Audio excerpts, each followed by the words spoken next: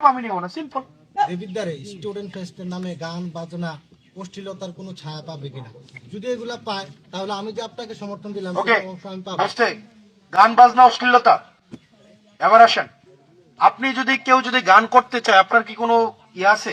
এই যে ধরেন আছে, অধিকার আছে এটাকে বাধা দেওয়ার? ব্যক্তিগতভাবে না, দাঁড়ান, আপনার কি অধিকার আছে? নাই। ধর্ম আপনার জায়গায় আপনার ধর্ম। আমি ইসলামের যতগুলা বিধান আছে আমি সবগুলা যথাযথভাবে পালন করার চেষ্টা করি, ইনশাআল্লাহ। কিন্তু এটা আমি আরেকজনকে চাপাই দিতে পারবো না। আপনি আমারে ভোট দেন আর না দেন, যে ক্ষমতায় আসে, যে নেতৃত্বে আসে, যারা মাইনরিটি এবং যারা ব্যক্তি স্বাধীনতার সর্বোচ্চ পরিমাণ বিশ্বাস করতে হবে। আমি ধরেন পূজা, এই জিনিসগুলা বা অন্য জিনিসগুলাকে আপনি পূজা নিজে গিয়া করেন? নিজে গিয়া করেন?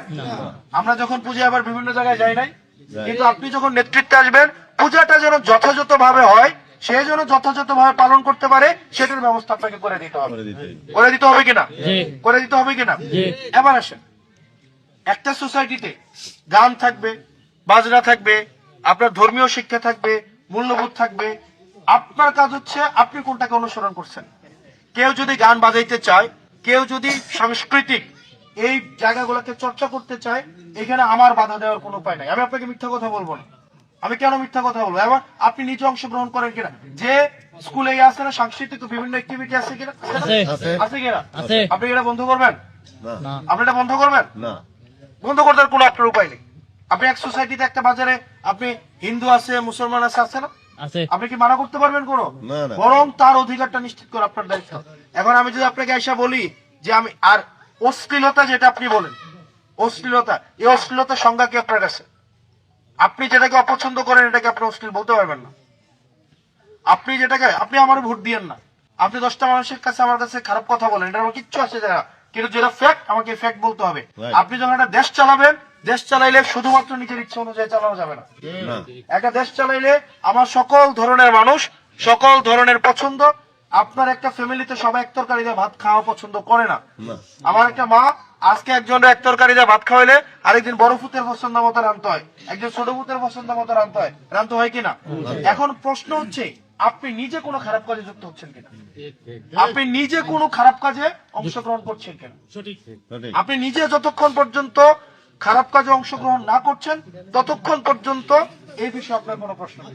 কিন্তু এটা সমাজে সকল ধরনের, একটা স্কুলে, একটা জায়গায় সব ধরনের সাংস্কৃতিক কার্যক্রম অব্যাহত থাকবে। এবং আমরা নির্বাচিত হই বা না হই, আমাদের সাংস্কৃতিক বাচ্চাদের মনোজাগতিক বিকাশ, সাংস্কৃতিক বিকাশ, এই জায়গাগুলোতে আমাদের আগে মাহফিল বন্ধ করছে না?